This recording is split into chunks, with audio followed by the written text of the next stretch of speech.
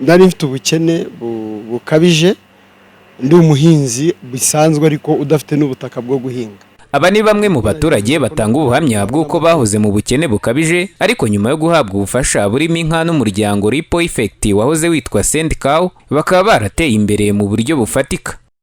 Njyewe n'umuryango wanjye twari tubayeho nabi, aho twari abacanshuro duhingira amafaranga 700, ubwo njye n'umugabo twinjizaga amafaranga 1400 gusa. Kuyajera rero atunga umuryango byaratugoraga. Ntago rero byagumye gutyo. 2015 mu kwezi kwa 9 nahuye na Send Cow. Baraje icyambere bampaye no guhindura imyumvire nari mfite mu bwonko bwanjye. Bampaye amahugurwa ni menshi rero ntago nayarondora ngo nyarangize. Mu rugo byari ibintu bikaze nyine, nibwo nari maze nk'imyaka 2 nshingiwe, mfite umwana umwe. Harimo ubukene pe, harimo ubukene, nta butaka twagiraga. Ikintu baheriyeho badutoranije mu bandi baturage, baraduhamagara, turagenda baratwandika, batangira kuduha amahugurwa yo kumenya kubyaza umusaruro bike dufite iwacu. Icyo gihe nari umuturage usanzwe, ariko nk'uko nabivuze ubu ngubu mfite kategori zinyemerera gutwara ibinyabiziga, haba moto haba n'imodoka. Icyo gihe sinari nzi naho biba, sinari nzi naho bikorerwa. Rora Munyankusi uhagarariye umuryango Ripple Effect mu Rwanda agaragaza ko kuvana umuturage mu bukene bisaba kubanza kumuhindura imyumvire, ari nabwo buryo umuryango ukoresha mu gufasha abaturage kwivana mu bukene. Tugira ibikorwa byinshi tumaze imyaka yose byo guhuza ubworozi ndetse n'ubuhinzi byuzuzanye, ariko bigashyigikirwa n'ikintu gikomeye kimwe cyo gufasha abantu guhindura imyumvire.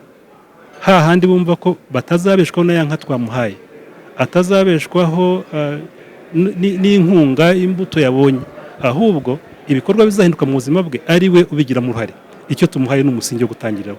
Hari amahugurwa rero twagiye dutanga mwakurikiye, ngira ngo batanze ubuhamya yo guhindura imyumvire kugira ngo umuntu yumve uruhare rwe mu bikorwa, yumve ko nubwo abaye mu bukene, nubwo afite ubutaka buto, gutera imbere birashoboka.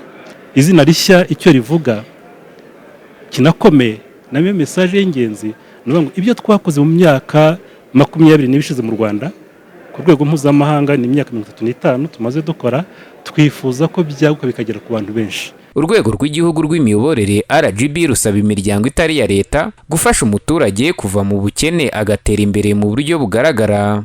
Usta Kayitesi ni umuyobozi mukuru wa RGB.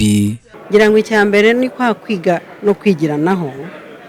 Hari imiryango imwe ifata umuturage ikamuherekeza pe, ikamusanga aho ari, ikamwigisha ibyatuma hava, ikamuha uburyo bwuzuye bwo kwikura mu bukene.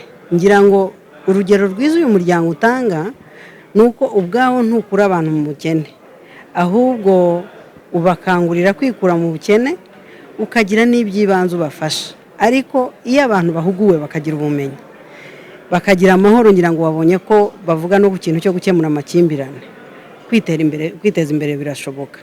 Rimwe na rimwe igituma hatabaho impinduka igaragara nuko tugenda tugaha abantu ariko ntitubaho ubushobozi bwo kubyikorera. Mu myaka 5 ishize abaturage 96,000 bavuye mu bukene babikesha ubufasha bw'umuryango Ripple Effect. Uyu muryango mpuzamahanga ugaragaza ko mu mwaka wa 2030 uzaba wakuye mu bukene abaturage b'u Rwanda bagera ku 750. Daniel Hakizimana, Flash TV.